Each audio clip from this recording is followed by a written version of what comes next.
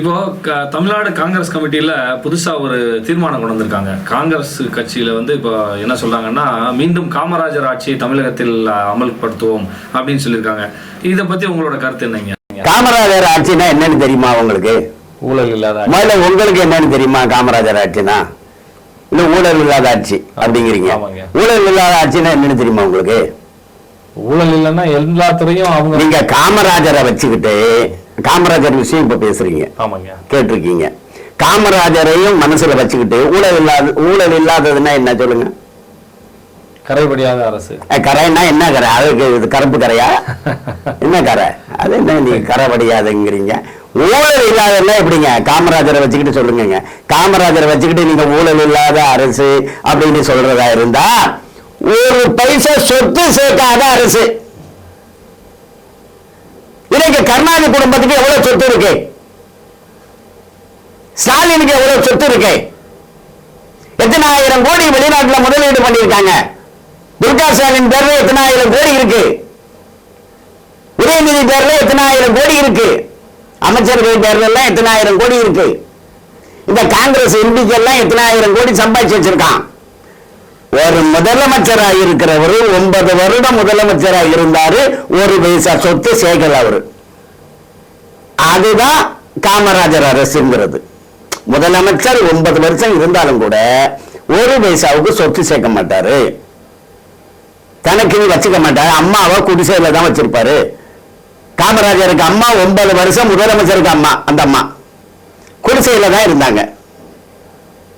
விருதுநகர்ல குடிசையில தான் வச்சிரு, வயல் வேலை தான் செஞ்சாங்க.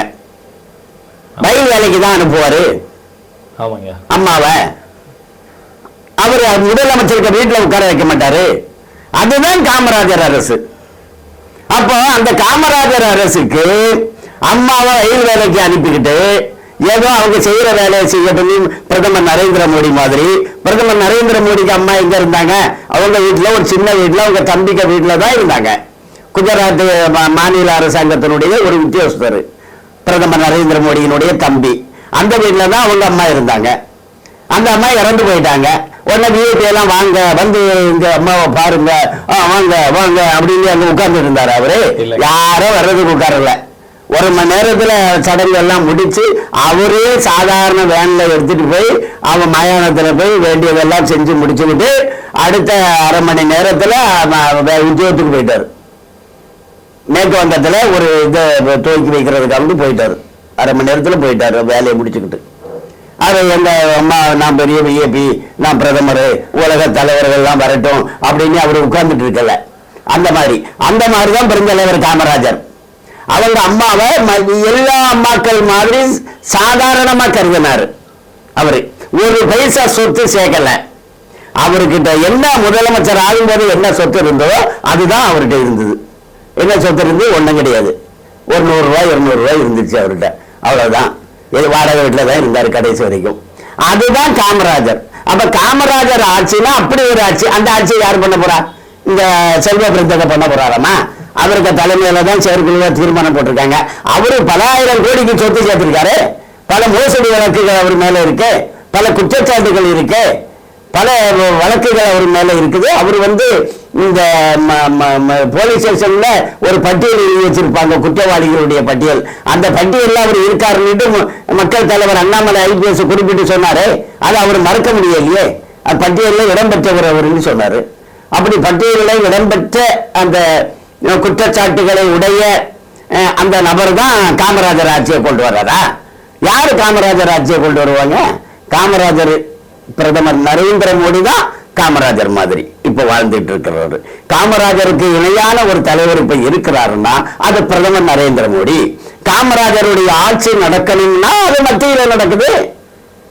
மத்தியில நடக்கக்கூடிய ஆட்சி தமிழகத்திலும் மாநிலத்திலும் வந்தா அதுதான் காமராஜர் ஆட்சி. இவங்க என்ன காமராஜர் ஆட்சியை கொண்டு வருவது? கருணாநிதி பின்னாடி போய் நின்றுட்டு, கருணாநிதி தான் காமராஜருடைய எதிரி. காமராஜரை தோற்கடிச்சது, பொய் சொல்லி ஏமாற்றி ஓட்டு வாங்கி காமராஜருடைய ஆட்சியை கவிழ்த்தது, காமராஜருடைய ஆட்சியை நீர்த்து போக செய்தது, அவருடைய இடத்தை கைப்பற்றியது திமுக தான். காமராஜரை மிதிச்சு தள்ளி திமுக தான் 67 வந்து ஆட்சியே அமர்ந்தது. பக்தவத்சலம் தான் முதலமைச்சராக இருந்தாலும் காமராஜர் பக்தவத்சலம் முதலமைச்சராக இருந்தாலும் அது காமராஜருடைய ஆட்சி தான். காமராஜருடைய ஆட்சியை மிதிச்சு தள்ளி திமுக தான் வந்து உட்கார்ந்துச்சு. யாரு நீங்க சொல்றீங்க காமராஜர், நாங்க காமராஜருடைய ஆட்சியை கொண்டு வருவோம். காங்கிரஸ்காரரை பார்த்து கேட்கிறேன், யாரு காமராஜரை மிதிச்சு தள்ளி அந்த இடத்துல வந்து உட்கார்ந்தாங்களோ அவங்க முன்னாடி போய் நின்று இப்ப கையேந்தி முழங்கால் போட்டு நிக்கிறீங்க. நீங்க 5 கம்பத்துக்கும் நீங்க எப்படி காமராஜர் ஆட்சி கொண்டு வருவீங்க? காமராஜரை தீர்த்து கட்டினவங்க பின்னாடி அவங்களுக்கு பலமா போய் நிக்கிற நீங்க எப்படி காமராஜர் ஆட்சி கொண்டு வர முடியும்? கருணாநிதி கூட நிக்கிற காங்கிரஸ் கட்சி காமராஜர் ஆட்சி எப்படி கொண்டு வரும்? காமராஜர் ஆட்சி இப்ப மத்தியில நடந்துட்டு இருக்கு, பிரதமர் நரேந்திர மோடி தலைமையில.